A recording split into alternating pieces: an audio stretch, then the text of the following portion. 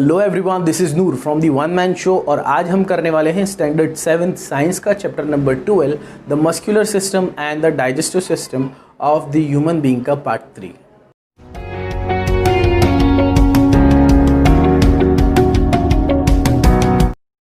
तो आइए दोस्तों शुरू करते हैं the muscular system and the digestive system of human being का पार्ट 3। इससे के पहले दो पार्ट्स में हमने देखा कि पूरा एंटायर मस्कुलर सिस्टम क्या होता है, कौन कौन के टाइप के मसल्स होते हैं, मसल्स ऑर्गन्स के हिसाब से उनके काम कैसे बदलते हैं।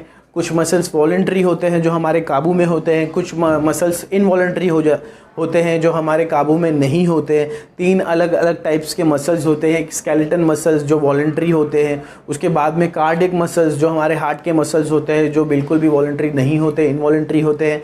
उसके बाद में स्मूथ मसल्स जो हमारे इंटरनल ऑर्गन्स के मसल्स होते हैं जो इनवॉलंटरी होते हैं। इस तरह से हमने पूरा मस्कुलर सिस्टम कंप्लीट कर दिया है और आज से हम शुरू करने वाले हैं डाइजेशन सिस्टम।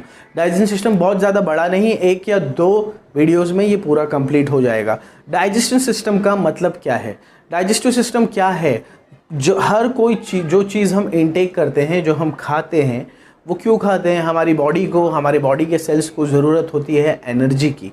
कुछ भी काम करने के लिए, कोई भी वर्क करने के लिए वी नीड एनर्जी, और हमें वो एनर्जी मिलती है फूड से, vegetable, fruits and other food stuff से हमें वो एनर्जी मिलती है जो हमारी बॉडी में जाने के बाद में ब्रेक डाउन होती है। उसमें से प्रोटीन, कार्बोहाइड्रेट्स, लिपिड एसिड्स वगैरह अलग होते हैं और जो वेस्टेज होता है वो एक्सक्रीशन के ज़रिए बाहर निकल जाता है। तो ये जो पूरा सिस्टम है इसे कहा जाता है डाइजेस्टिव सिस्टम। जब हम कुछ खाते हैं उसके बाद में बॉडी में जाकर वो ब्रेक डाउन होता है। ब्रेक डाउन होने के बाद में हमारी बॉडी उसे एब्जॉर्ब करती है, उससे एनर्जी लेती है और जो वेस्ट निकलता है, इस पूरे सिस्टम को डाइजेस्टिव सिस्टम कहा जाता है। इसकी 7 स्टैंडर्ड के हिसाब से एक नॉर्मल सी डेफिनेशन है। मैं चाहूँगा आप अच्छी तरह से देख लें कि वो डेफिनेशन क्या है। डाइजेशन की क्या डेफिनेशन है। Digestion the conversion of food into soluble form and its absorption into the blood is called digestion. Absorption into the blood, absorption for energy consumption, for fuel purpose. वो fuel purpose के लिए लिया जाएगा, तभी हम चलेंगे, तभी हमारा काम चलेगा, हम कुछ काम कर पाएंगे, हमें एनर्जी मिलेगी। कहाँ से मिलती है? By breaking down the food. और वो कौन से सिस्टम में होता है? वो डाइजेस्टिव सिस्टम में होता है। एक बार फिर मैं पढ़ रहा हूँ, देखिए। डाइजेशन क्या है? The conversion of food into soluble form and its absorption into the blood is called digestion। बहुत ही इजी है, आसानी से याद हो जाएगा। उसके अलावा डाइजेस्टिव सिस्टम क्या है? अब इस प्रोसेस में, डाइजेशन के प्रोसेस में जितने सारे ऑर्गन्स कुछ ना कुछ काम अपना भागीदारी देते हैं, वो सारे ऑर्गन्स को मिलाकर डाइजेस्टिव सिस्टम कहा जाता है। अगर आप देखेंगे तो ये डाइजेस्टिव सिस्टम शुरू हो जाता है मुंह से ही, मुंह से शुरू हो जाता है। फिर हमारा सलाइवरी ग्लैंड होता है जो सलाइवा छोड़ता है, वहीं से फूड सब्सटेंस का ब्रेकडाउन शुरू हो जाता है। उसमें से प्रोटीन्स, लिपिड एसिड्स, कार्बोहाइड्रेट्स अलग होना शुरू हो जाते हैं। फिर वो हमारे एलिमेंट्री ग्लैंड्स में जाता है, फिर डाइजेस्टिव ग्लैंड में जाता है। उसमें बहुत सारे प्रोसेस होते हैं, तो वो सारे प्रोसेस हम पढ़ेंगे हमारे डाइजेस्टिव सिस्टम में। तो उससे पहले देख लेते हैं कि डाइजेस्टिव सिस्टम क्या है। The digestive system consist of the alimentary canal and digestive gland.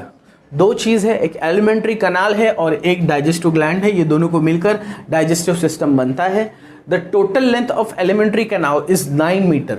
अगर हम एक इंसान से एलिमेंट्री ग्लैंड को निकाल कर एक सीधे रास्ते पर रख दे और उसे नापा जाए तो वो 9 मीटर का होगा। हम लोग सोच सकते हैं कि वो कितना हो सकता है, 9 मीटर तक हो सकता है। The total length of alimentary canal is 9 metre.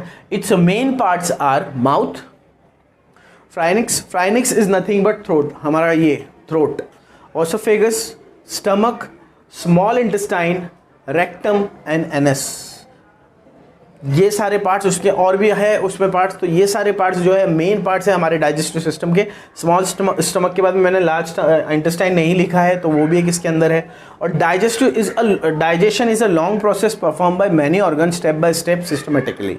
Digestion क्या एक बहुत लंबा प्रोसेस है जो बहुत स्लोली होता है। ऐसा नहीं है कि हम लोग कुछ खा लेते हैं वो बिल्कुल उसी वक्त डाइजेस्ट हो जाता है, नहीं। ये बहुत स्लो, जब से आप चबाना शुरू करते हैं तब से ये शुरू होता है।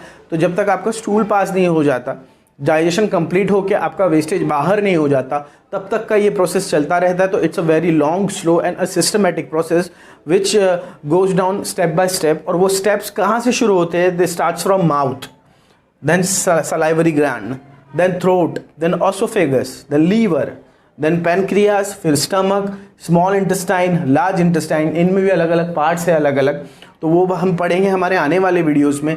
लेकिन उससे पहले मैं चाहूँगा एक बार मैं वापस से ये पूरा पढ़ रहा हूँ, आप देख लीजिए, क्योंकि ये बहुत ज़रूरी है। अगर ये स्ट्रक्चर आपको समझ में आएगा तो पूरी अच्छी तरह से आपको डाइजेस्टिव सिस्टम भी समझ में आएगा। तो व्हाट इज़ द डाइजेशन? सबसे पहले तो digestion, the conversion of food into soluble form and its absorption into the blood is called digestion. उसके बाद में डाइजेस्टिव सिस्टम क्या है? The digestive system consist of the alimentary canal and digestive gland. The total length of alimentary canal is 9 metre. Its main parts are mouth, pharynx, oesophagus, stomach, small intestine, large intestine, rectum and anus. Digestion is a long process performed by many organs. यहाँ पर many organs आएगा, by organs step by step, systematically. These organs are mouth, salivary gland, throat या उसको pharynx भी कहा जाता है, esophagus, liver, pancreas, stomach, small intestine and large intestine.